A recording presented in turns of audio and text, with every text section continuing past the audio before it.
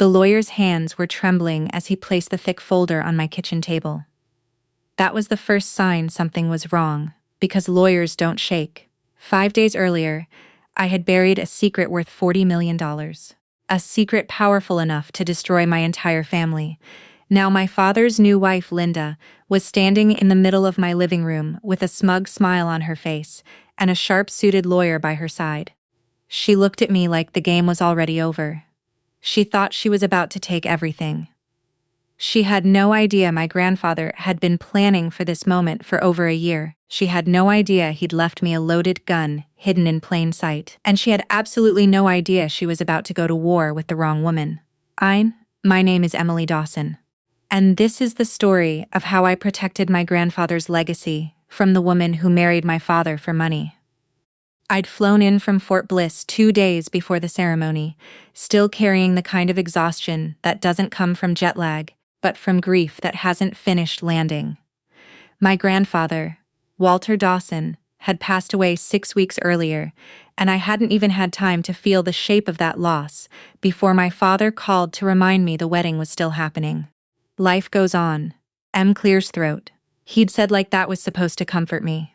I remember standing on the tarmac at El Paso International, duffel bag over my shoulder, staring at my phone, and wondering how a man could bury his own father and still send out save-the-date cards for a woman he'd known less than a year. Grandpa Walter raised me in every way that mattered. My mother left when I was 4, and my father worked long hours trying to build a construction business that never quite built itself. So it was Walter who packed my lunches. Walter who sat in the bleachers at every track. Meet Walter, who told me the night before I left for basic training that I had more steel in me than anyone he'd ever met, including himself. When he got sick 2 years ago, I requested every leave I could, flew home whenever the army would let me breathe, and sat beside his hospital bed reading him the newspaper because his eyes had grown too tired for the small print. My father visited twice.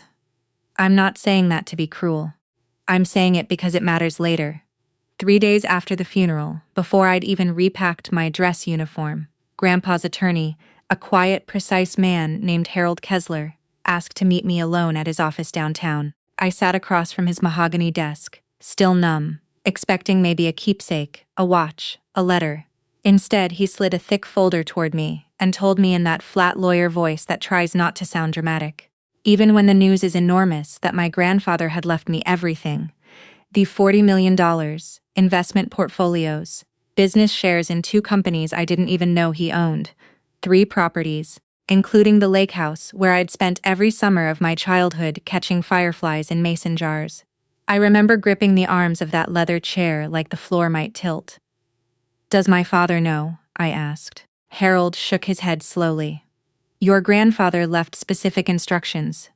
He asked that you tell no one, especially not your father, until you were certain the man he raised was still the man standing in front of you." He paused, watching me carefully. "He used those exact words, Emily. He said you'd understand what he meant. I didn't understand. Not fully, not yet. But something cold moved through my chest anyway. Some instinct passed down from a man who had never once in his life said something without a reason buried 3 layers beneath it. So I said nothing. I flew back to San Antonio for the wedding, put on the pale blue dress my grandfather always said matched my eyes, and I sat in the second row while my father married a woman named Linda Marsh. Linda was, I'll admit, striking, late 40s, sharp cheekbones, the kind of laugh that made every man in the room turn his head, including mine. For entirely different reasons. She'd swept into my father's life 8 months after Grandpa's diagnosis, back when he was scared and lonely, and desperate for someone to tell him everything would be fine. At the reception, she found me by the gift table, wrapped her manicured fingers around my forearm, and asked with a smile, stretched just a little too wide, whether my grandfather had left the family well taken care of. I told her I didn't know the details. It wasn't even entirely a lie yet. But I watched her that whole night, the way you watch weather rolling in on the horizon. She asked my father's business partner about probate timelines between bites of wedding cake. She cornered my aunt near the bar and asked casually whether Walter had ever mentioned a will. She hugged me for photos with her cheek, pressed against mine, and murmured just low enough for only me to hear. Family should never keep secrets from family. Don't you think, sweetheart? I smiled back and said nothing, because some instincts you don't argue with, you simply obey. I flew back to base 3 days later, telling myself the wedding was over, and the secret could stay buried a while longer. That grandpa's caution had just been the fear of a dying man who trusted no one at the end. I told myself Linda's questions were nothing more than a new wife's nerves. I was wrong. Keeping Grandpa's secret felt wrong. From the very first night, a low hum of guilt I carried in my chest like a live wire. Until 5 days later when I heard a knock at my apartment door, sharp and confident 3 times. I opened it to find Linda standing on my welcome mat in a cream-colored blazer, her lips curved into that same too-wide smile. Beside her stood a man I'd never seen before, holding a leather briefcase against his hip like a weapon. Linda didn't wait for an invitation. She walked past me into my apartment like she'd been there 100 times before, her heels clicking against my hardwood floor, her eyes sweeping the room in a way that felt less like curiosity and more like an appraisal. Matt, the man with the briefcase, introduced himself as Gerald Finch, an attorney. And I remember how carefully he chose that word attorney. Not my attorney or our attorney, just attorney, floating out there like it belonged to no one and everyone. This will only take a few minutes, Linda said, settling herself onto my couch without being asked, crossing her legs like she owned the cushions beneath her. Gerald just wants to go over a few things. I stayed standing, some part of me, some old instinct sharpened by years of standing at attention, while superior officers tried to rattle me, told me that staying on my feet mattered here, that sitting down would mean something I wasn't ready to concede. Gerald opened his briefcase and slid a manila folder across my coffee table, the kind of gesture people make in movies right before they think they've won. Inside were photocopies of Texas inheritance statutes, sections highlighted in yellow paragraphs circled in blue ink. He cleared his throat and began explaining in the practiced cadence of a man who had rehearsed this speech in his car on the drive. Over that is the only surviving child of the deceased. My father held certain rights to the estate that fairness, if not law, suggested should be honored. He used the word fairness 3 times in under 2 minutes, I counted. Emily, Linda said, leaning forward, her voice dropping into something meant to sound gentle. Your father just lost his own father. He's grieving too, and he's realizing that decisions were made without him ever being consulted. Don't you think as his daughter you have some obligation to make things right?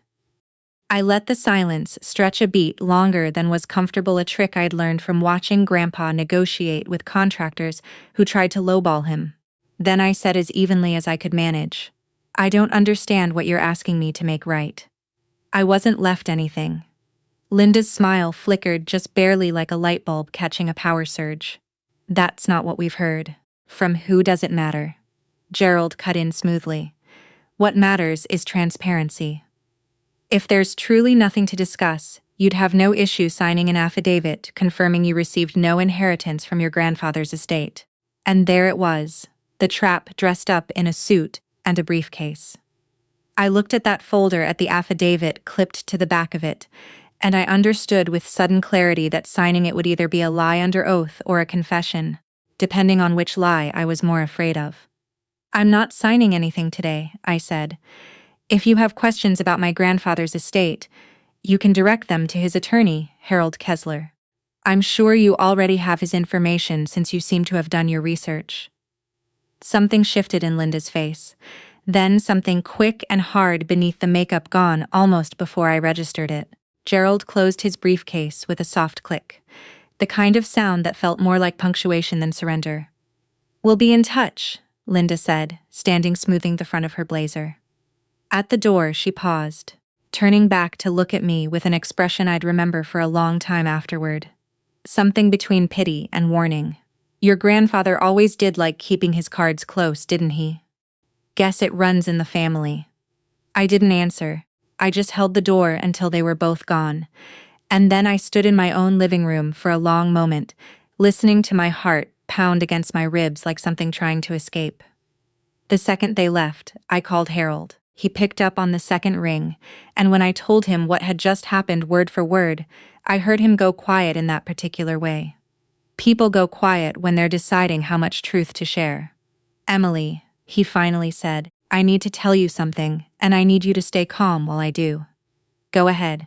2 days ago, someone contacted my office claiming to be a paralegal doing routine estate verification. They asked detailed questions about your grandfather's will, specifically about beneficiary designations.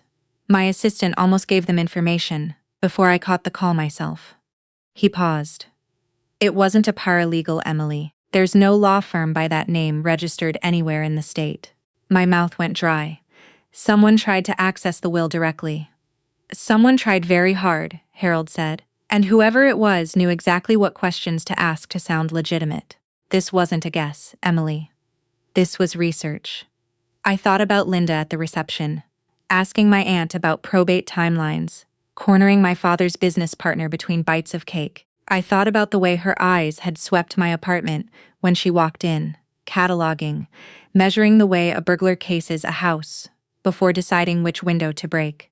That was when I remembered the small black dome mounted above my doorframe, the security camera Grandpa had insisted I install after a string of break-ins hit my apartment complex 2 years back. I'd almost forgotten it was there. I pulled up the footage on my laptop that night, hands trembling slightly as I scrubbed through the timestamp from the visit, and there it was clear as daylight. Something I hadn't noticed in the moment because I'd been too focused on Gerald's folder and Linda's questions. While Gerald had been distracting me with statutes and affidavit, Linda had lifted her phone twice, angling it toward my bookshelf, toward the framed photo of me and Grandpa at the lake house, toward the corner of my desk, where old mail sat in a small wooden tray. She wasn't just visiting, she was photographing my home like a woman building a case file. The days after that visit moved fast, faster than I expected, and not in a direction that gave me any comfort. My father started calling within 48 hours, and the first few calls I let go to voicemail, partly because I was still stationed and pulled into briefings, and partly because I needed time to figure out what version of my father I was about to be talking to. When I finally picked up on the third day, his voice sounded different than I remembered, tighter somehow, like something had been wounded too far. Emily, we need to talk about the estate, he said, skipping past hello entirely. There's nothing to talk about, Dad. I told Linda that already. Don't do this, he said, and I could hear something underneath the words, not quite anger, something closer to desperation dressed up as authority. Linda says, you're hiding something from me. She says, Dad left you money, and you're keeping it a secret. I closed my eyes, standing in the hallway outside the Masal, feeling the weight of every year I'd spent trying to be a good daughter, pressing down on my chest. Linda says a lot of things, I answered carefully. Have you asked yourself why she's so focused on this? She's my wife, Emily. She's looking out for our family. Our family. 2 months into a marriage, and already Linda was speaking through my father's mouth about our family, as if she'd earned some claim to a name she'd only just started borrowing. The calls didn't stop after that. They multiplied. Texts arrived at odd hours. Is my father's number lighting up my phone screen with messages that grew shorter and colder as the days passed? We need an answer. Linda thinks you should meet with her lawyer. This is tearing the family apart. I remember staring at that last one for a long time, thinking about the irony buried inside it, that the family being torn apart was being torn by the very woman claiming to hold it together. Then things stopped being just phone calls. I got an alert from my bank on a Tuesday morning, a routine security notification, informing me that someone had attempted to verify my identity through customer service, using information that was almost right, but not quite a birth date off by 2 digits. An old address I hadn't lived at in 6 years. The representative had denied the request, but the attempt itself sat in my stomach like a stone. 2 days later, Harold called again, his voice tighter than I'd ever heard it. Someone submitted a request to my office. He said, a document claiming to be a power of attorney, supposedly signed by you authorizing release of estate information to a third party. I never signed anything like that. I know, Harold said. The signature didn't match anything on file. It was a forgery and not a particularly good one, but someone tried. I sat with that for a long moment after we hung up, feeling something cold settle into the marrow of my bones. This wasn't a grieving stepmother asking uncomfortable questions at a wedding anymore. This was a campaign methodical and patient, aimed squarely at prying open a door that had been sealed shut by a dying man's final wish. So, I did what any soldier does when the enemy's position is unclear. I gathered intelligence. I called my cousin Rachel, who worked in records management, and had over the years developed something of a talent for finding information that wasn't supposed to be easy to find. Rather, I asked her carefully to look into Linda Marsh's history, and I told myself I wasn't being paranoid. I was being thorough, the same way Grandpa had taught me to check every load-bearing wall before trusting a house to stand. What Rachel found over the next several days made my stomach turn in a slow, sickening way. Linda had been married twice before my father. Her first marriage lasted 4 years to a man named Robert Callahan, who had owned a small chain of auto parts stores in Ohio. Court records showed a divorce filing that described in dry legal language allegations of misappropriated business funds and a settlement that left Robert selling off 2 of his 3 locations. Her second marriage 5 years later was to a retired dentist named Frank Delgado in Arizona, a man 12 years her senior with a modest but comfortable retirement portfolio. That marriage lasted just under 3 years, and the divorce filing included a civil suit Frank had brought against Linda directly alleging that she had attempted to have him declared incompetent in order to gain control of his finances. The suit had been settled quietly out of court, with a confidentiality clause that Rachel could only partially uncover. I sat at my kitchen table that night, with printouts spread in front of me like battlefield maps, feeling the shape of something horrifying come into focus. 2 marriages, 2 older, financially comfortable men. 2 divorces that left both of them poorer, and Linda somehow always positioned just outside the reach of real consequence. This wasn't a woman who had simply fallen in love with my father at the wrong time. This was a pattern. I thought about the way she'd looked at my bookshelf, my photographs, my mail cataloging my life like a woman casing a target, rather than getting to know family. I thought about Gerald Finch's folder, full of statutes about the forged power of attorney, about the fake paralegal call to Harold's office. And I thought with a clarity that felt almost peaceful in its coldness, about how much my grandfather must have suspected or known, long before any of us saw it coming. Because a man like Walter Dawson didn't leave $40 million behind a locked door with a warning attached, unless he already knew exactly what kind of storm was circling his family. I picked up my phone and called Harold one more time that night. "I need everything you have," I told him. "Every document, every note, anything Grandpa left with you that I haven't seen yet." I think he knew this was coming. There was a long pause on the other end of the line. The kind of pause that carries weight, Emily. What Harold finally said: "There's a box. Your grandfather asked me to hold on to it, and only give it to you if things escalated. I think it's time you came in and saw what's inside." Harold's office smelled the way it always had: old paper and coffee gone slightly bitter in the pot. And when I walked in that Thursday afternoon, he was already standing behind his desk with a wooden box in his hands. The kind with brass hinges and a small keyhole, the kind that looks like it belongs in an attic rather than a law office. He set it down gently, like it held something fragile, though I already suspected nothing inside it was fragile at all. "Your grandfather brought this to me 8 months before he passed," Harold said, sliding a small brass key across the desk. "He told me to keep it locked away, and only hand it to you if, in his words, things start to look the way I think they will." My hands weren't quite steady as I turned the key. Inside, I found a leather-bound journal, a stack of handwritten letters tied with twine, a manila envelope thick with paper, and a small flash drive taped to the underside of the lid. I asked Harold if I could use his office alone for a while, and he nodded without a word, closing the door softly behind him. The journal was the first thing I opened. Grandpa's handwriting, slanted and familiar across the pages. The same handwriting that used to write my name on birthday cards and lunch bag notes when I was small. The early entries were dated back nearly a year and a half, not long after my father had first mentioned Linda's name to him over a Sunday dinner.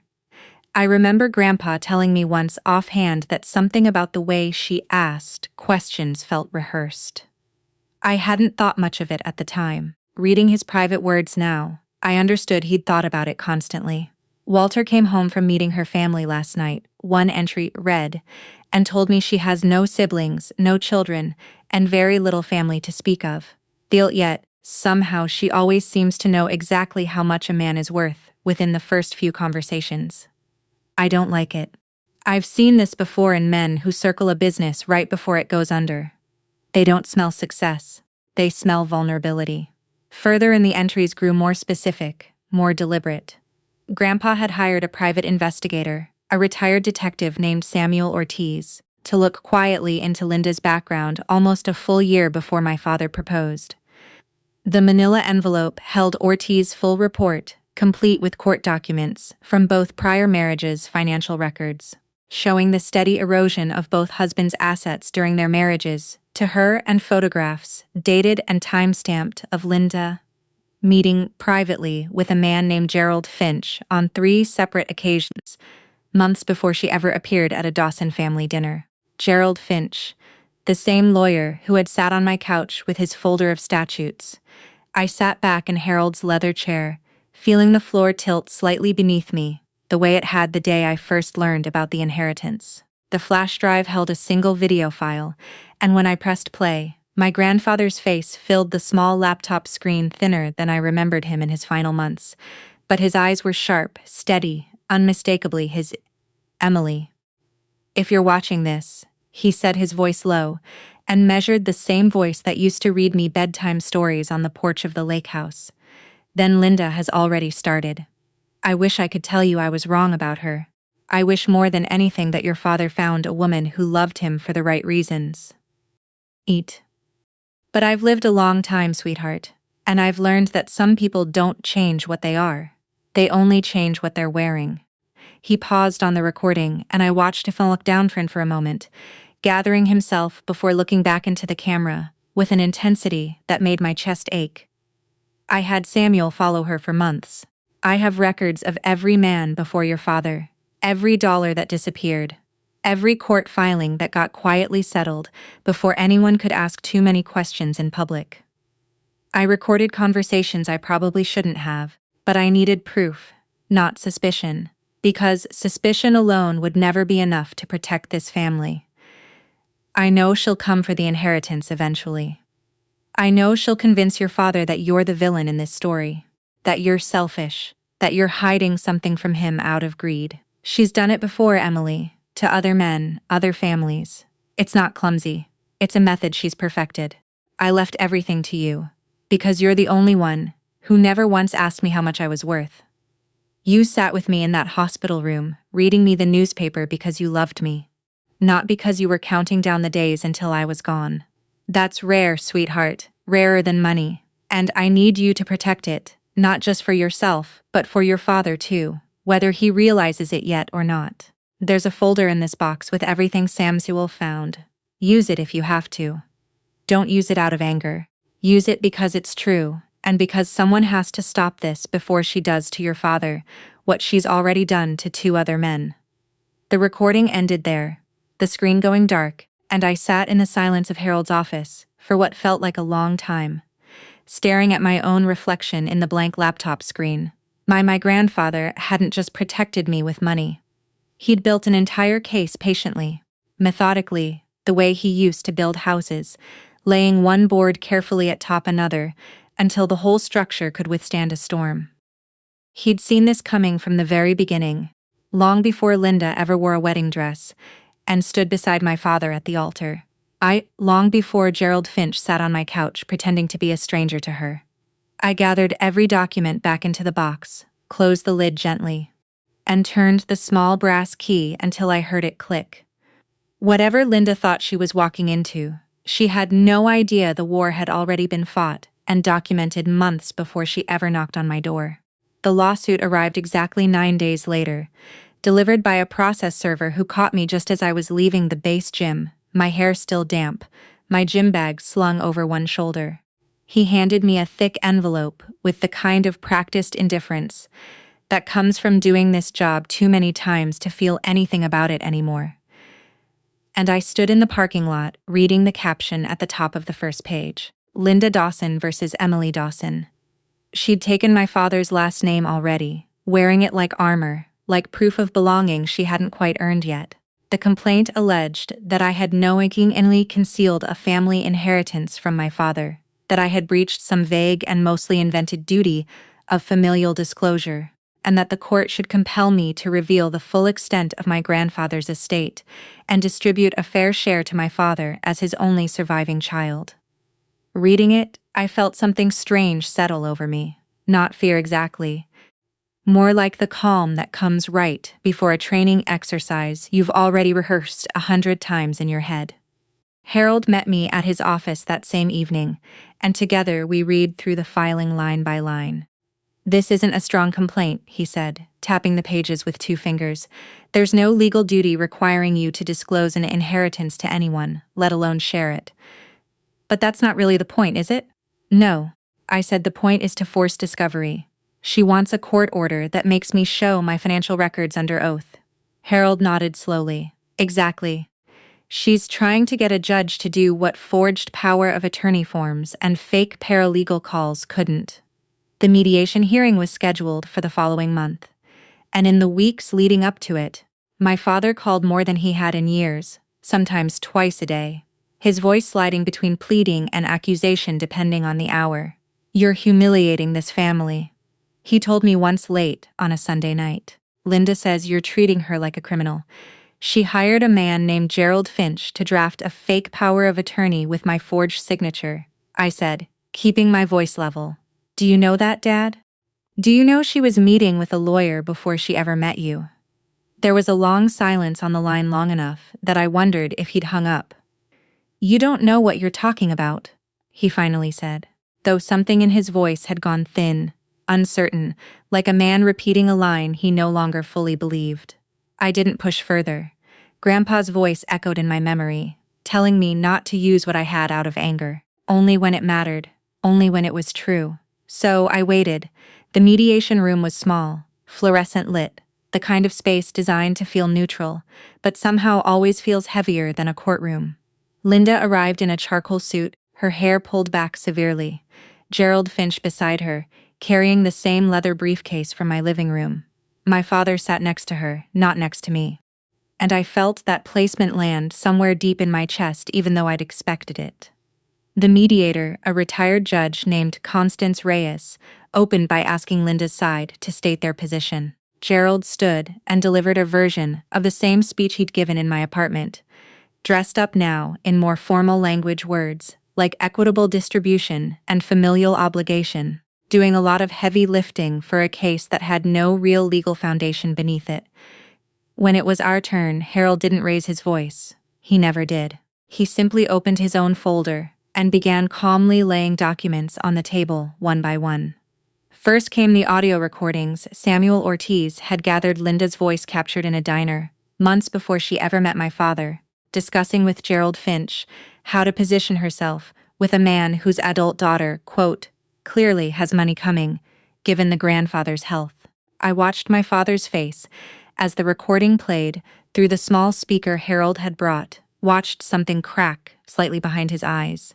Then came the court records from Ohio and Arizona, the 2 prior marriages, the settlements, the civil suit Frank Delgado had filed, alleging Linda tried to have him declared mentally incompetent to seize control of his assets. Judge Reyes read through those pages slowly, her expression unreadable, but her pen moving steadily, taking notes.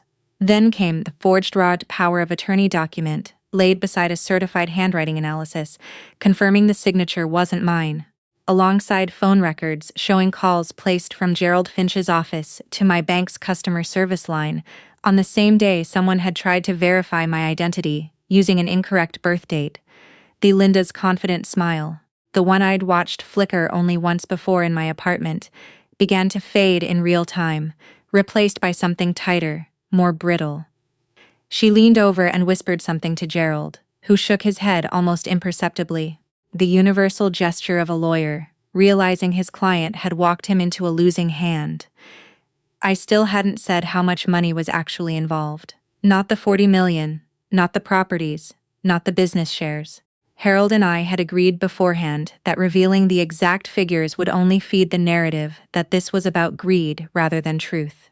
Instead, we let the pattern speak for itself. The recordings, the prior marriages, the forgeries, each piece settling onto the table like another board, nailed into place exactly the way Grandpa had built it. Months before any of us sat in this room, Judge Reyes finally set down her pen and looked directly at Linda. "Mrs. Dawson," she said, her voice even, but carrying a weight that filled the small room. "I want to be very clear about something. This mediation was framed as a dispute about family fairness. What I'm looking at appears to be something else entirely." Linda's jaw tightened. My father stared down at the table, his hands pressed flat against the wood like he was trying to hold himself steady. For the first time since the wedding, I watched doubt take root in his face, small and reluctant, but undeniably there. The mediation recessed for the day without a ruling. Judge Reyes, stating simply that she wanted time to review everything submitted before continuing, and the silence that followed her, leaving the room, felt heavier than anything spoken aloud. Linda gathered her things quickly, her movements sharp and clipped, refusing to look at anyone, as Gerald guided her out with a hand at her elbow. My father lingered behind, and for a moment I thought he might walk out without a word too. Instead, he turned to me in the hallway outside, his face pale under the fluorescent lights. Older somehow than I remembered him, looking even at Grandpa's funeral. "Can we talk?" he asked. "Just the two of us." We found a small conference room down the hall, empty, the kind of space with a table too large for two people, and chairs that scraped loudly against tile when you pulled them out. He sat across from me, running a hand through his hair, and for a long moment, neither of us said anything. "You owe me an explanation," he finally said, though the certainty in his voice from the phone calls weeks earlier had thinned considerably. "You owe me the truth about what Dad left you." I looked at him steadily, feeling something old and tired rise up in my chest. Not quite anger, something closer to exhaustion. "I don't owe you anything, Dad, but I'll ask you something instead. When Grandpa was in the hospital those last 8 months, where were you?" He blinked, caught off guard by the shift. "I was working. You know how busy the business gets." "You visited twice," I said quietly. "I counted because I was there almost every week. I sat with him during chemo. I drove him to appointments when his hands shook too badly to grip the steering wheel. I read him the newspaper because his eyes had gotten too tired for small print. 3. Where were you exactly during all of that?" His mouth opened, then closed again. The silence stretched long enough that I could hear the hum of the fluorescent lights overhead, steady and indifferent. "I was grieving in my own way," he finally said, though the words sounded thin, even as he spoke them. Like a shirt worn too many times, the fabric gone soft and unconvincing. Grandpa didn't leave me this money as some kind of prize ad. He left it to me because I showed up, because I never once asked him what he was worth. Not when he was healthy, not when he was dying. I was just there. My voice cracked slightly on that last word, and I let it because some things deserve to be said honestly, even when honesty costs you something. Harold had given me one more piece from the box. Before I left his office weeks earlier, a letter Grandpa had written specifically for this moment, sealed, and marked only with the words, "For my son, if it comes to this." I'd carried it with me to the mediation, uncertain if I'd ever need it, hoping I wouldn't. Now I slid the envelope across the table. My father opened it with hands that weren't quite steady, and I watched his eyes move across his own father's handwriting, watched his jaw tighten and release as he read. "Son," the letter began, and though I'd already read it myself back in Harold's office, watching my father encounter those words, for the first time felt like witnessing something private and painful. A door, opening onto a room he'd avoided his whole life. "If you're reading this, it means the woman you married has done exactly what I feared she would do. And it means you're only now beginning to see it clearly. I don't say this with anger toward you. I say it with the sadness of a father who watched his son become so hungry for comfort after your mother left, that he stopped asking the harder questions about the people who offer it. I left everything to Emily. Not because I don't love you, but because inheritance should never be a reward for blood alone.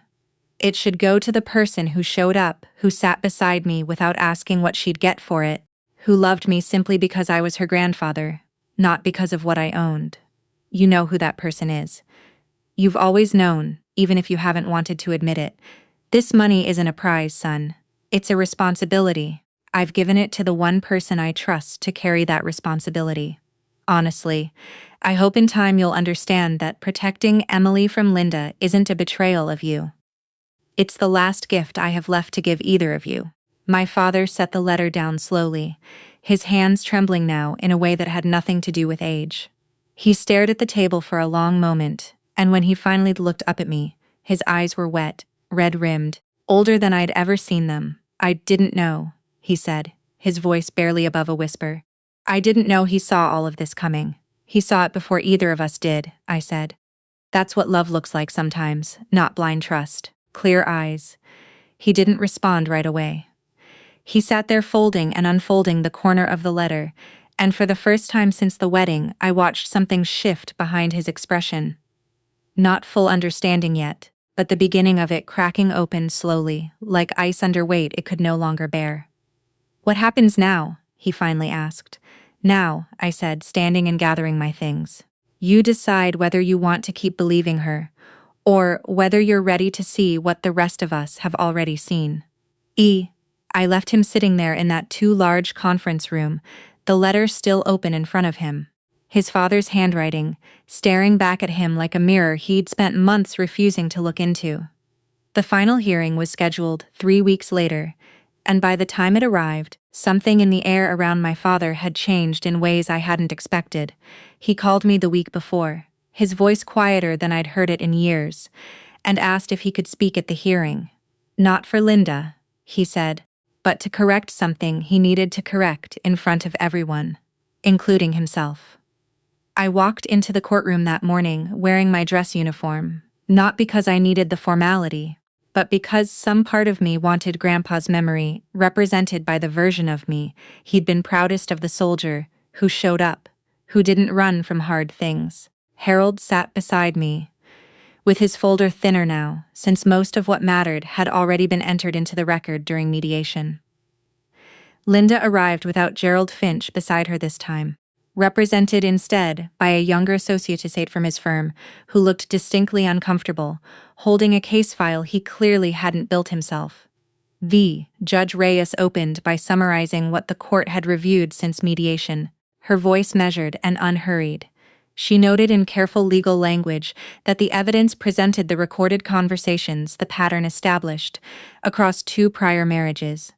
The forged power of attorney document, the falsified identity verification attempt at my bank painted a picture entirely inconsistent with a grieving stepmother seeking fairness. She stated plainly that the court found no legal basis whatsoever for compelling disclosure or distribution of my grandfather's estate, and that the plaintiff's claims were dismissed in their entirety. Then her expression hardened slightly, and she added that given the volume of evidence suggesting fraud, forgery, and possible attempted identity theft, she was referring the entire matter to the appropriate investigative authorities for further review separate and apart from this civil proceeding. Linda's young attorney stood almost immediately, requesting to withdraw from representation, citing what he called irreconcilable conflicts, and I watched Linda's face as he said it, watched the last thread of composure she'd been holding on to finally give way. She didn't cry, not in that dramatic way people sometimes imagine. She simply sat very still, staring at the table in front of her, looking for the first time since I'd met her genuinely small. My father asked to speak before the judge dismissed the room, and Judge Reyes granted him a brief moment. He stood slowly buttoning his jacket with hands I noticed were no longer trembling the way they had in that conference room weeks earlier. I want the court to know, he said, his voice unsteady but clear, that my daughter never once asked me or anyone in this family for anything. Not money, not recognition, nothing. She showed up for my father when I didn't. And I let someone convince me that made her the villain instead of the truth, which is that I failed to show up, and I let my guilt get twisted into something ugly aimed at the wrong person. He turned to look at me, then his eyes glassy. I'm sorry, Emily. I should have said that a long time before any of this happened in a courtroom. I didn't answer him right away, not out of coldness, but because some apologies need room to exist without immediately being filled with forgiveness or absolution. Judge Reyes nodded, once said something about hoping the family could find its way back to something whole, and adjourned the hearing. Outside, on the courthouse steps, my father caught up with me before I reached my car. Can we start over? He asked, not pretending none of this happened, just starting from wherever we actually are now. We can try, I said, and I meant it, though I knew trying would take longer than a single conversation on a courthouse staircase. In the months that followed, Linda disappeared from our lives almost entirely. The investigation into the forged documents moving forward quietly, through channels I didn't need to track closely, Harold assuring me the matter was being handled by people whose job it was to handle exactly this kind of thing. My father filed for divorce within weeks. And though he grieved that ending in his own way, I noticed something in him afterward that hadn't been there in years. A kind of clarity, like a man waking up from a fog he hadn't realized he'd been standing in. I didn't take revenge the way Linda might have expected, if she'd ever bothered to imagine what I was capable of. I didn't publicly humiliate her beyond what her own choices had already exposed. I didn't gloat, and I didn't let anger become the shape of who I was afterward. Grandpa hadn't left me $40 million so I could become someone who needed to win at other people's expense. He'd left it to me so I'd have the freedom to build something worth protecting. I used part of the inheritance to establish a scholarship fund for children of active duty service members. The kind of support I remembered wishing existed when I was younger, watching other military kids struggle to afford college on top of everything else their families already sacrificed. I restored the lake house, the one with the dock where Grandpa taught me to fish, and I kept it exactly as he would have wanted it. Worn wooden floors, mismatched porch furniture, the smell of cedar in every room. I stayed in the army because some parts of who I am were never for sale. Not even for $40 million.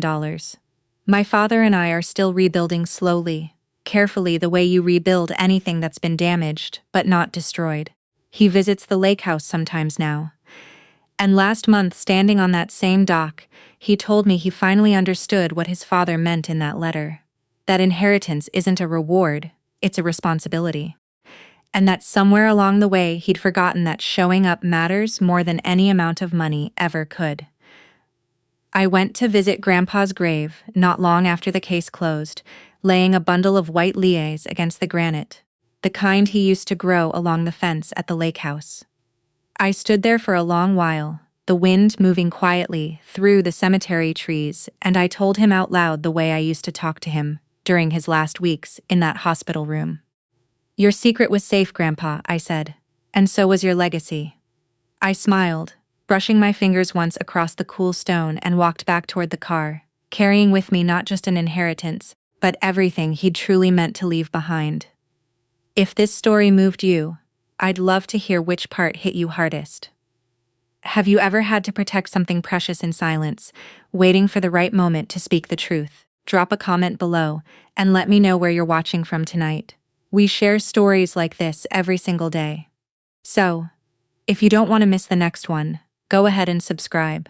My husband looked at me across a table I had set with my own hands, and he said the words that ended my marriage before I even understood what was happening. It's time to tell the truth. His sister slid an envelope toward me, and I watched my mother-in-law rise from her chair like a judge, preparing to deliver a sentence. Pack your things, she said. You don't belong in this family anymore. My son slid under the table, hiding from people he had called family his whole life. Then the doorbell rang. Nobody moved to answer it, and I still didn't know what was inside that envelope. I want to go back 6 hours, because I need you to understand how a Tuesday dinner became the night my whole life cracked open. My name is Joanna Franklin. Adi, I'm 43 years old, a charge nurse at a hospital in Springfield, Illinois. And I have spent 17 years married to a man named Mitchell Franklin. Mitchell owns a small construction company, the kind that survives on referrals and handshake deals. And for most of our marriage, I have been the steady income when his business wasn't. I never minded. That's what you do when you love someone. You carry what needs carrying and you don't keep score. We have a son, Ethan. He's 8. He has Mitchell's stubborn chin and my habit of asking questions before he's ready to hear the answers. He is without exaggeration the center of everything I've built. That Tuesday started like any other.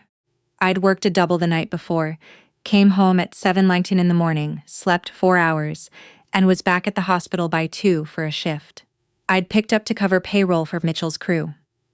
His company was going through a rough patch again, and I didn't ask questions about it anymore. I just filled the gaps.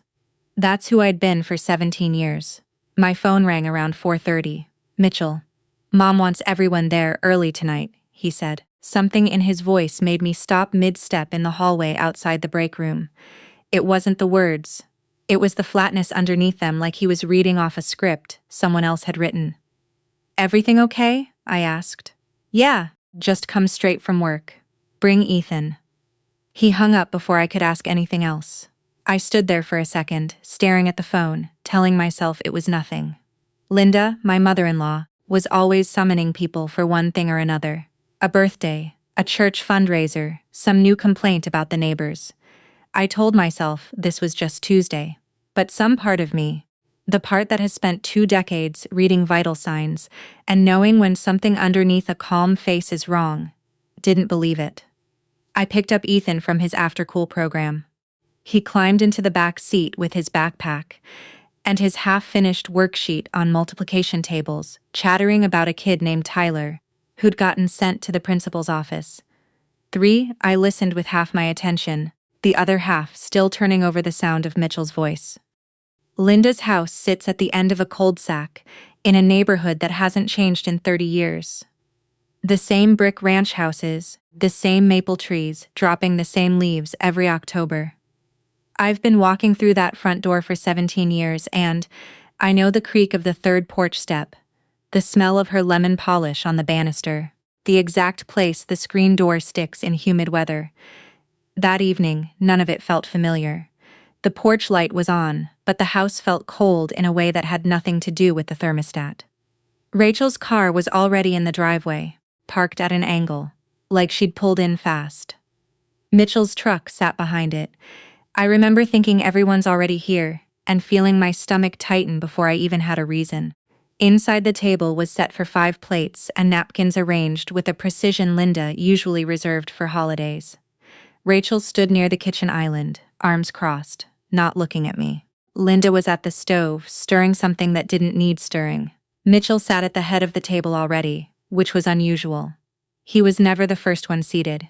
Nobody said hello. Nobody hugged me. I set my purse down slowly, watching the room. Watching the way Ethan hesitated in the doorway before coming to stand beside me, instead of running off to find his cousins the way he normally did. Even an 8-year-old could feel it.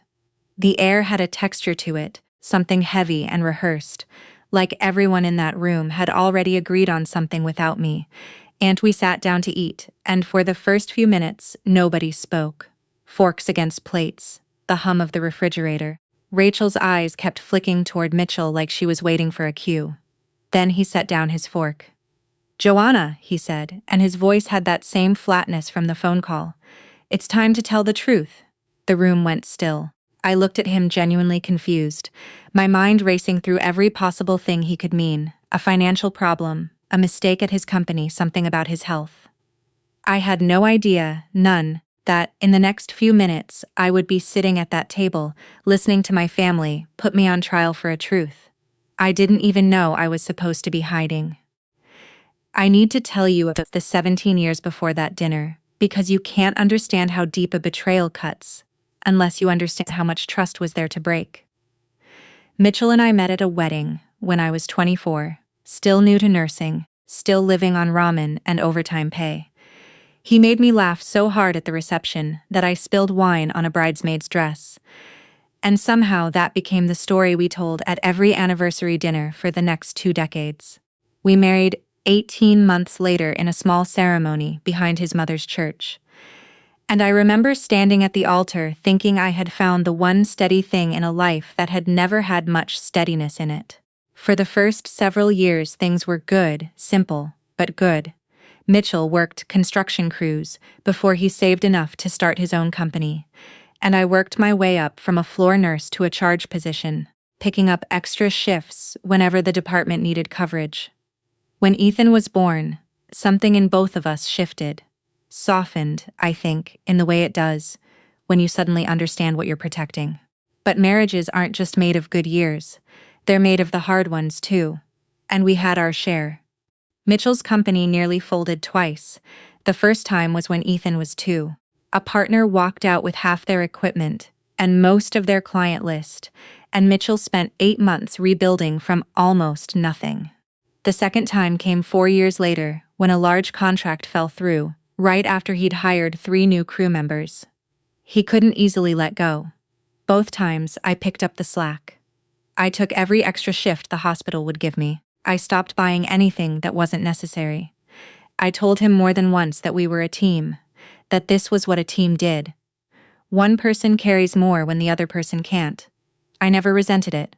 I want to be honest about that, because what happened later might make you think I was owed some kind of payback. Some secret bitterness I'd been storing away. I wasn't. I loved him.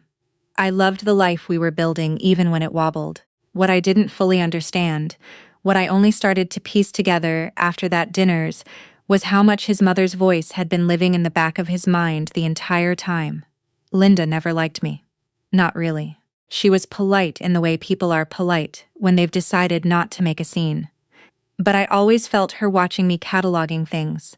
How I dressed, how I spoke to Mitchell, how much time I spent at the hospital instead of at her son's side. She had opinions about the woman her son should have married. And I don't think I ever fully matched that picture, no matter how many years I gave to this family. Rachel, Mitchell's younger sister, had her own complicated feelings toward me. She and Mitchell were closer than most siblings, always finishing each other's sentences, always taking each other's side in old family arguments. I think somewhere along the way, she started to see my closeness with Mitchell as something taken from her rather than something separate. She was never outright cruel, but there was always an edge to her, a way of bringing up old stories that made me look selfish or distracted, usually at family gatherings where I had no chance to explain myself. I didn't think much of it. Most days, families are complicated. I told myself that as long as Mitchell and I were solid, none of it mattered. That afternoon, driving to Linda's house with Ethan in the back seat, asking about his multiplication homework, I had no idea that solid ground was already gone. I had no idea that for months, maybe longer, Mitchell had been carrying a doubt so heavy that it had reshaped how he looked at our son. Later, I would learn that it started with something small. A comment from Rachel at a 4th of July barbecue, half a joke about how Ethan didn't look much like either of them. Mitchell had laughed it off in the moment he told me, but the comment lodged itself somewhere and wouldn't leave. Then Linda added her own quiet remarks over the following months. The kind of thing mothers say when they want to plant something without taking responsibility for planting it. He has such different coloring. Are you sure everything was fine on that Seattle trip? Small sentences dropped like seeds watered patiently over time. And Mitchell, who had never once in 17 years asked me directly if I had been faithful to him, let those seeds grow into something enormous, something he never gave me the chance to address, until it had already taken root as certainty in his mind. By the time we sat down at that table, he wasn't looking at me as his wife of 17 years.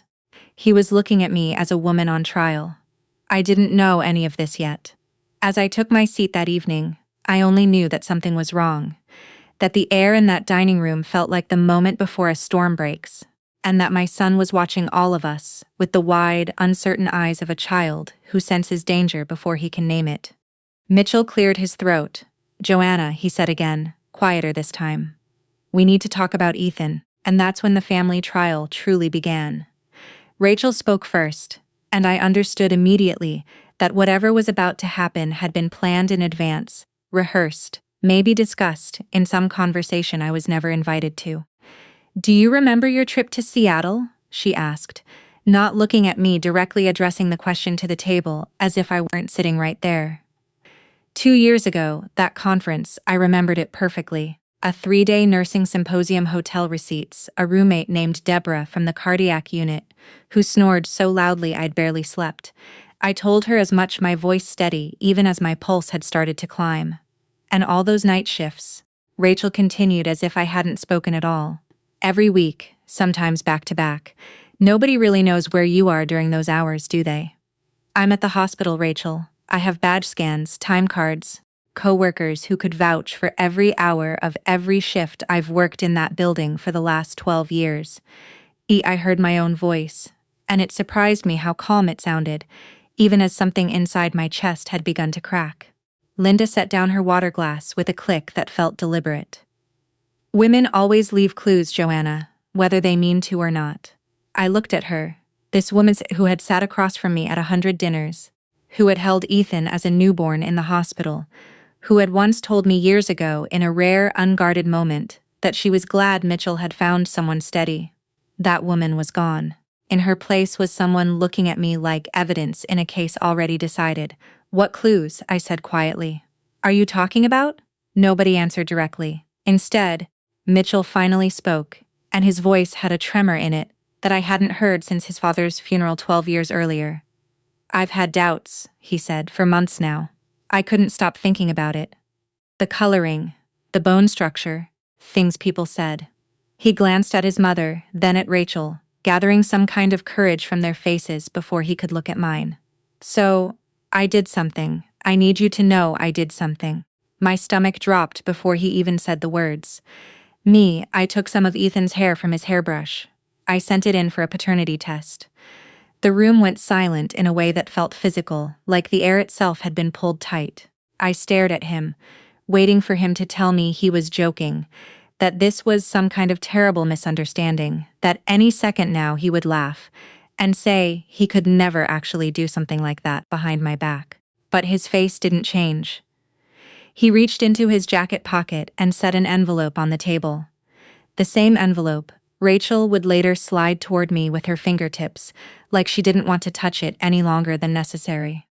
"I got the results back this morning," he said. I looked at that envelope sitting on the white tablecloth, and I felt something in me go very still, very quiet, the way I imagine a person feels in the seconds after an accident before the pain has fully arrived. 17 years, I said. My voice didn't rise. I didn't cry. Some clinical part of my brain, the part trained to stay calm during codes and emergencies, took over and held everything else together. 17 years, Mitchell, and you never once asked me. You went behind my back. You took our son's hair without telling me. You let your mother and your sister sit here and build a case against me instead of picking up the phone and asking your wife a single honest question. He didn't answer. He couldn't meet my eyes. I turned to Ethan, who had gone very quiet beside me, his small hands gripping the edge of the table, his eyes darting between the adults like he was trying to solve a puzzle that terrified him. I reached over and pulled him against my side, and I felt him trembling. "It's okay, baby," I whispered, though nothing about that moment was okay. There, Linda's voice cut through the quiet. "We'll take care of the boy, Joanna. Whatever happens here, Ethan is still a Franklin. He belongs with this family." Something in me that had been bending for the last several minutes finally straightened. "You will never take my son," I said, and for the first time since I'd walked through that door, my voice carried an edge sharp enough to make Linda blink. "Not you, not Rachel, not even Mitchell. Not like this. Not with an envelope and a rehearsed speech and a table set for everyone except me." Nobody spoke after that. Rachel looked down at her plate. Mitchell's shoulders had curled inward, like a man realized too late the size of what he'd done. Linda's mouth tightened, but she said nothing more. That's when the doorbell rang for the second time. I hadn't even registered the first ring. I realized now it must have sounded sometime during Mitchell's confession, swallowed by the roaring in my own ears. But this second ring was unmistakable, clear, and insistent, cutting straight through the tension in that dining room. Nobody moved. Mitchell glanced toward the hallway. then back at the envelope on the table, as if the doorbell were a smaller problem than the one currently unfolding in front of him. Rachel stared at her lap. Linda's eyes flicked toward the window, toward the porch light, glowing faintly through the curtains, but she made no move to rise either. I sat there with Ethan pressed against my side, his small heartbeat fast against my arm, and for a moment the five of us existed in a strange suspended silence, the envelope on the table, the untouched food going cold, and someone standing on the porch outside, waiting while none of us could bring ourselves to answer. The bell rang a third time longer now, more insistent, and finally Mitchell pushed his chair back, with a scrape that seemed too loud for the silence we'd all been sitting in. He walked toward the front hallway, like a man moving through water, slow and reluctant, as if some part of him already sensed that whoever stood on the other side of that door was about to change everything. I stayed where I was, one arm still around Ethan, my eyes fixed on the envelope lying on the tablecloth. I hadn't touched it. I don't think I could have, not yet. Some part of me was still waiting for someone to tell me. This was a mistake, a nightmare I would wake from in my own bed with Mitchell breathing quietly beside me. I heard the front door open, a pause, then Mitchell's voice confused. "Can I help you?" "I'm looking for the Franklin family." A man's voice answered low and steady with the particular calm of someone used to delivering serious news. "I'm sorry to come so late. This couldn't wait." I knew that voice before I even saw his face. Dr. Samuel Carter stepped into the doorway behind Mitchell a moment later, and something in my chest lurched. Not fear this time, but a strange, disorienting flicker of recognition, like running into a face from a dream in the middle of ordinary life.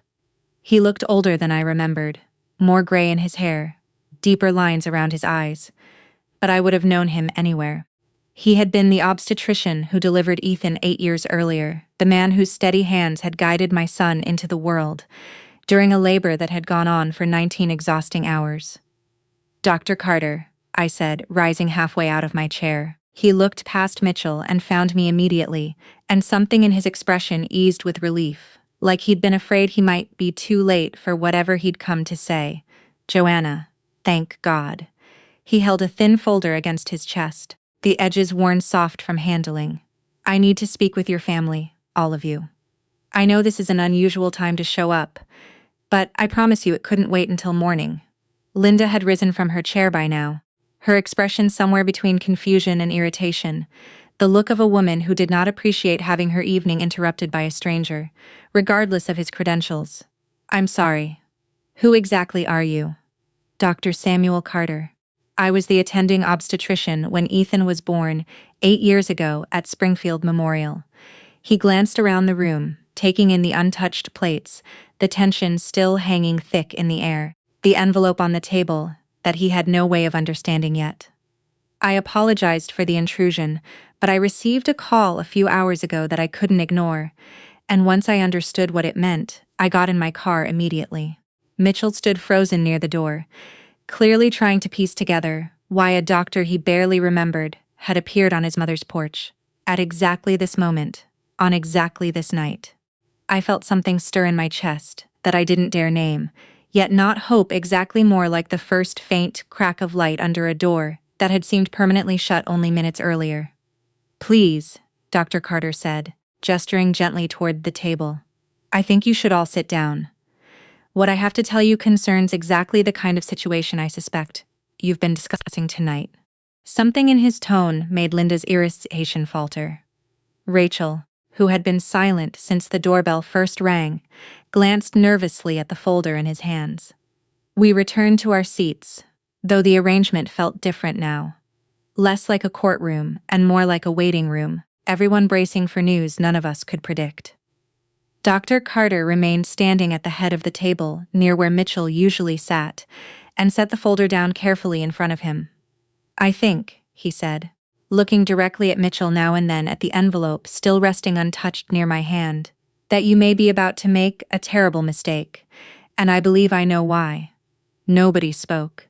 Ethan had gone very still against my side, watching this stranger with the particular solemnity of a child who understands without fully knowing why that something important is happening. 8 years ago, Dr. Carter began Springfield Memorial, experienced a serious processing error in our maternity lab.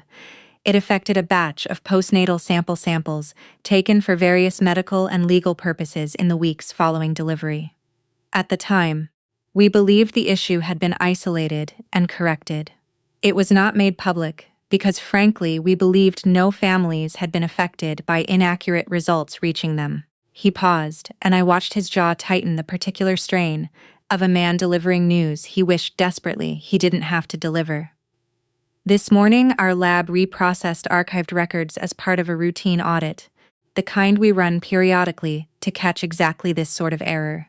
And we found a mislabeling issue connected to a batch of samples from that time period samples that, as it turns out, intersected with a private paternity test submitted independently through an outside lab just this week. He looked directly at Mitchell. Now, a test using an old hospital reference sample.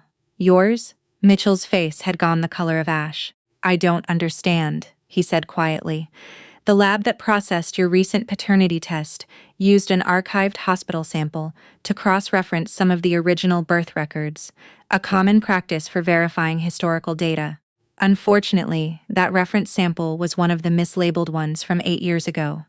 It wasn't Ethan's sample at all. Dr. Carter's voice remained gentle but firm, the voice of a man who had delivered difficult truths across decades of practice and had learned exactly how to hold them steady. The result you received this morning was not accurate. I felt the room tilt slightly around me, my hand instinctively tightening around Ethan's shoulder. As soon as I was notified, Dr. Carter continued, I pulled the original hospital records myself. I've spent the last several hours personally overseeing a new verified test, using freshly drawn samples, and a chain of custodies I supervised directly specifically because I recognized your family's name and understood the severity of what might already be unfolding tonight. He opened the folder. I have the results here. The room had gone so quiet I could hear the refrigerator humming in the kitchen, the faint tick of the clock above the stove, my own pulse loud in my ears. Mitchell stared at the folder like it might detonate. Linda had both hands pressed flat against the table as if bracing herself. Rachel hadn't moved at all. I looked at Dr. Carter, this man who had once placed my newborn son into my arms, and told me, You did wonderfully, Joanna, and I felt something between terror and fragile, disbelieving hope rising in my chest. Tell us, I said quietly. Please. Dr. Carter opened the folder slowly. The way a man handles something he knows will change lives the moment its contents are spoken aloud. He didn't rush. I think looking back, he understood that the pace itself mattered. That, after an evening of accusations thrown across a dinner table, this family needed the truth, delivered carefully step by step, so that no one could later claim they'd misunderstood. Let me start from the beginning, he said, so there's no confusion about what happened. He explained that 8 years ago, during the week, Ethan was born. Springfield Memorial's maternity lab had processed an unusually high volume of postnatal samples due to a temporary staffing shortage. A batch of reference samples, used for things like blood typing confirmations, newborn screenings, and archived paternity documentation for legal purposes, had been mislabeled during that crunch. The error had been caught internally not long after corrected in most active files, but a subset of older archived samples, including ones tied to hospital records rather than active patient charts, had never been flagged for correction because no one had needed to access them again until now. When you submitted Ethan's hair sample to the private lab, Dr. Near Carter said, looking at Mitchell, the lab used a standard practice of cross-referencing it against archived hospital birth records to strengthen the chain of identification, especially for a case involving a minor. That's fairly routine. Unfortunately, the archived sample they pulled from our system, the one meant to represent Ethan's original birth record, was one of the samples affected by the mislabeling error from 8 years ago. It didn't belong to Ethan at all. It belonged to another child born that same week. I heard Rachel exhale sharply beside me, a small startled sound. So the test? Mitchell said, his voice barely above a whisper. The test I got back this morning, it wasn't even comparing my DNA to Ethan's. Not accurately, no, Dr. Carter said. It was comparing your sample against a mislabeled archival record. The 0% probability of paternity you received reflects an error in our system, not a truth about your family. He reached into the folder and laid out several documents on the table. The original hospital intake records from Ethan's birth, complete with time-stamped documentation, followed by a fresh laboratory report dated that very afternoon, showing a new test performed using a freshly collected sample from Mitchell and a freshly collected sample from Ethan, drawn under Dr. Carter's direct supervision that evening before he'd driven over. I wanted absolute certainty before I said another word to this family, he explained. I couldn't in good conscience let you sit with a false result for even one more night, knowing what kind of damage that could do. So I called in a favor, expedited the lab work myself, and drove the results here personally rather than waiting for a phone call or a letter to explain something this serious. He turned the final page toward Mitchell. Probability of paternity, 99.99%. The number sat there on the page, stark and undeniable, and I watched every person at that table absorb it differently. Mitchell's hands began to shake as he stared down at the paper, his mouth opening and closing, without sound like a man trying to speak underwater. Rachel had gone pale, her earlier certainty visibly crumbling, as she stared at the same page. Linda's hand had risen to cover her mouth, her eyes wide, her earlier coldness, replaced by something that looked for the first time all evening like fear. I didn't move. I sat very still, Ethan's small body warm against my side, and I looked at that number 99.99% and felt no relief. Not yet. What I felt instead was a strange, hollow clarity, the kind that comes after an adrenaline surge has passed and left you standing in the wreckage of what it caused. Because here was the truth laid bare in black and white. My son was Mitchell's son. There had never been any real question, and yet, for the better part of an hour, this family, the people who had promised 17 years ago to stand beside me, had convicted me anyway, based on nothing but suspicion, resentment, and a piece of paper none of them had bothered to question. Mitchell looked up from the report, his eyes wet, searching my face for something. Relief. Maybe forgiveness. I couldn't give him either in that moment. Joanna, he started. I held up a hand, not sharply, but firmly enough that he stopped. You believed a piece of paper, I said quietly, before you believed your wife. The words landed heavier than I expected them to, heavier than anything Rachel or Linda had said all evening, because they were true, and everyone at that table knew it.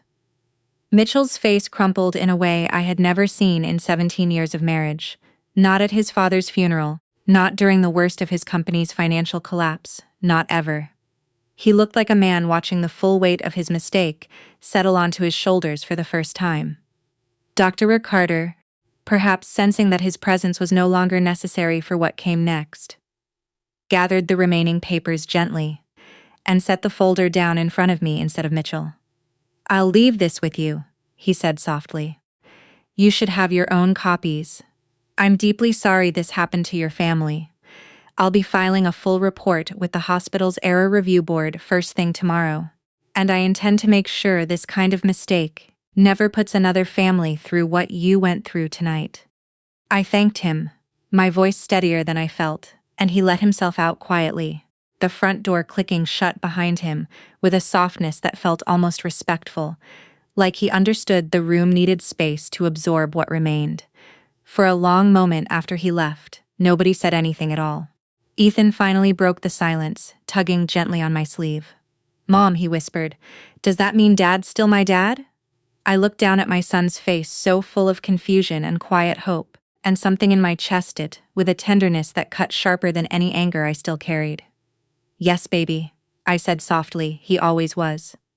Across the table, Mitchell put his face in his hands, and for the first time that night, I heard him cry.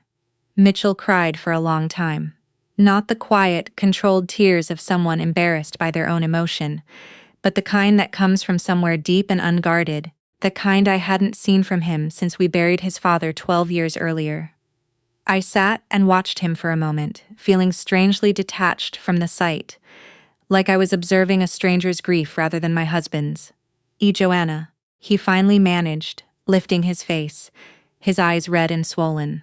I am so sorry. I don't even know where to start. I let my doubts turn into something ugly. I let Rachel and my mother feed those doubts instead of coming to you directly. I should have asked you. I should have trusted 17 years of marriage over a rumor from a barbecue and a comment from my mother. I don't know how to fix this. I let him talk. I didn't interrupt, didn't offer comfort, didn't rush to make him feel better the way I had done instinctively for nearly 2 decades. Some old habit in me wanted to reach across the table and reassure him, tell him it would all be okay, smooth over the jagged edges the way I always had. I made myself sit with the discomfort instead. Linda spoke next, her voice smaller than I had ever heard it. Joanna, I owe you an apology too. I said things tonight I shouldn't have said. I've had my doubts about you for years, if I'm honest, and I let those doubts color everything. That wasn't fair to you. It wasn't fair to Ethan. I appreciated the honesty, even if it came far too late to undo the damage. I nodded, but said nothing. Rachel, however, wasn't ready to fully own her part. I noticed things, she said, her voice defensive. Even now, it wasn't just me making things up. The lab made a mistake. If they hadn't mislabeled that sample, none of us would have stopped, I said, and something in my tone cut her off immediately. It wasn't loud.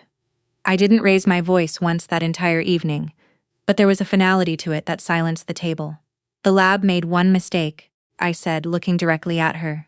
One, a processing error 8 years old, that none of you had any part in creating but you. I looked around the table from Rachel to Linda to Mitchell. You made dozens. Every comment about the Seattle trip, every remark about coloring and bone structure, every night you 3 sat around building a case against me instead of picking up a phone. Every second tonight that you let Ethan sit under this table, terrified while you performed some kind of trial you'd clearly rehearsed before I even walked through that door. Nobody spoke. You didn't make one mistake tonight, I continued. You made a choice. Every one of you made a choice to believe the worst about me, rather than ask me a single honest question. That's not something a lab error caused. That's something that lived inside this family long before tonight.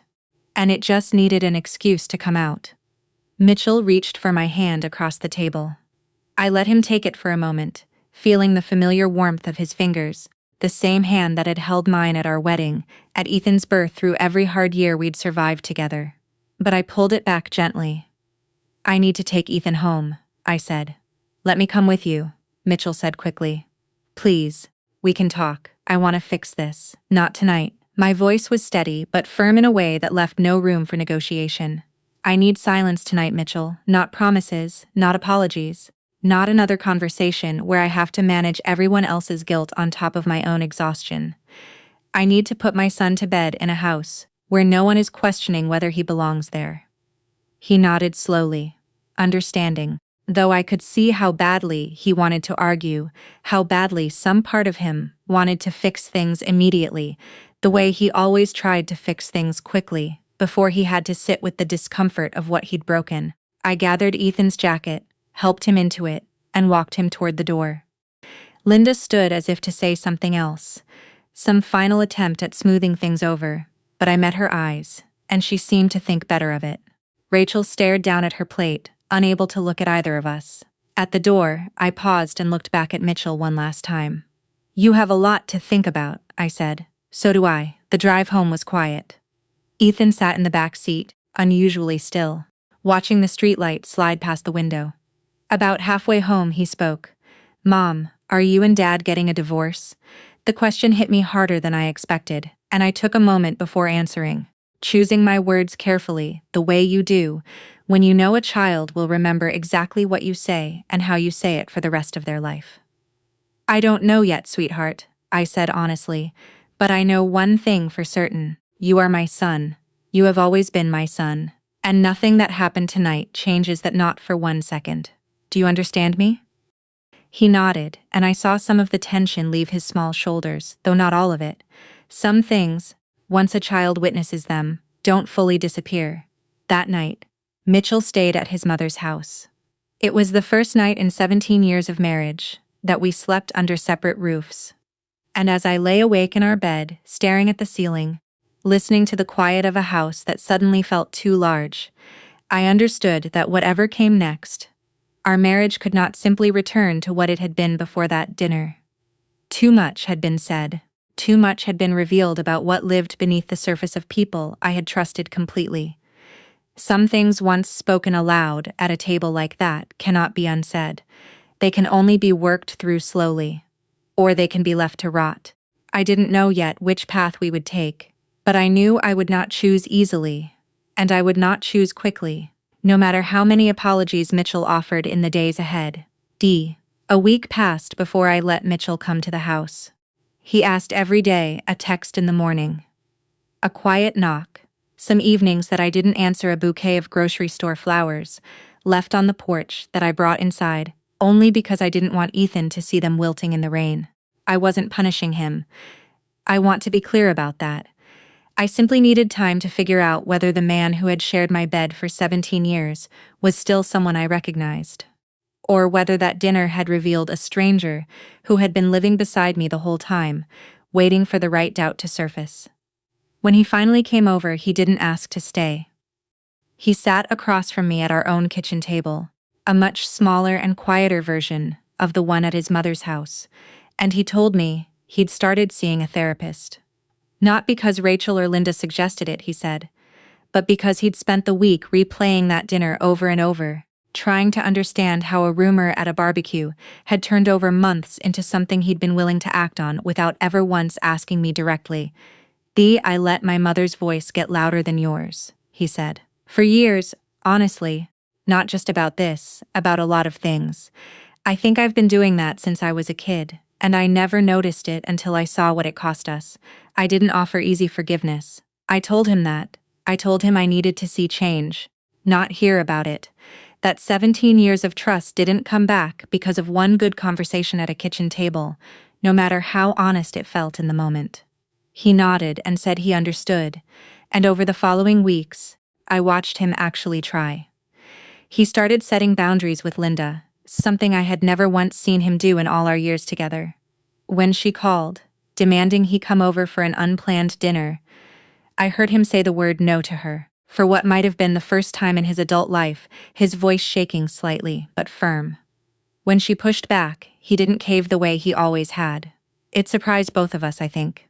Rachel took longer. Her apology, when it finally came, arrived by way of a handwritten letter rather than a conversation. She admitted in careful, uncomfortable language that some of what she'd said that night had come from old jealousy she'd never fully dealt with, resentment about how close Mitchell and I had always been, and fear that she'd somehow lost her place in the family because of it.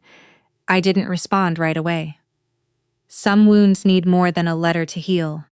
But I appreciated that she'd tried to name the truth, instead of hiding behind the lab's mistake, the way she had that first week. Mitchell and I began marriage counseling together in early spring, driving to a small office across town every Thursday evening, sitting in uncomfortable chairs across from a counselor named Dr. Reyes, who asked us questions neither of us particularly wanted to answer. We talked about the doubt he'd carried in silence for months. We talked about the years I had spent absorbing extra shifts and financial stress, without ever asking him to share the weight more evenly.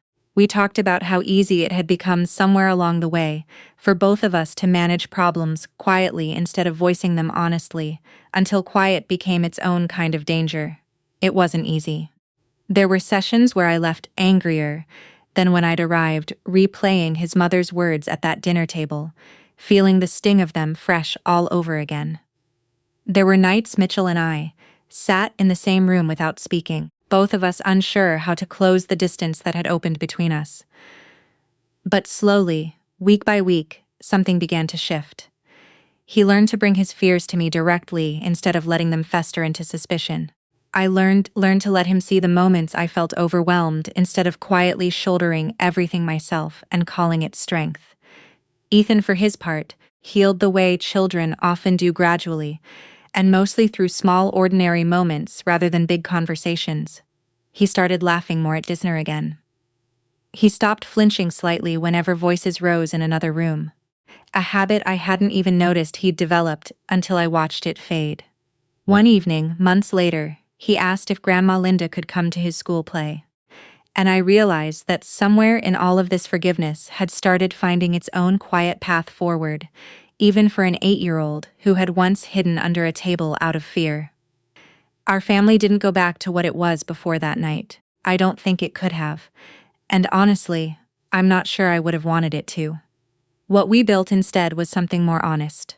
If slower and harder one, a marriage, where doubt gets spoken aloud instead of buried, where Mitchell no longer lets his mother's voice drown out mine, where Rachel and I are still finding our way towards something resembling trust, one small gesture at a time. I think about that night, often the envelope on the table, the doorbell ringing, while no one moved, the terrifying certainty on every face around me. And I've come to understand something I don't think I ever fully grasped before it happened to me. People think DNA proves who belongs in a family. They're wrong. DNA can prove biology, but trust the kind that holds a marriage together.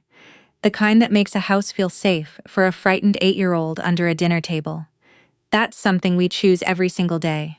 Not once, not with a single grand gesture, but over and over in a thousand small decisions to believe the people we love instead of the doubts whispered in our ear.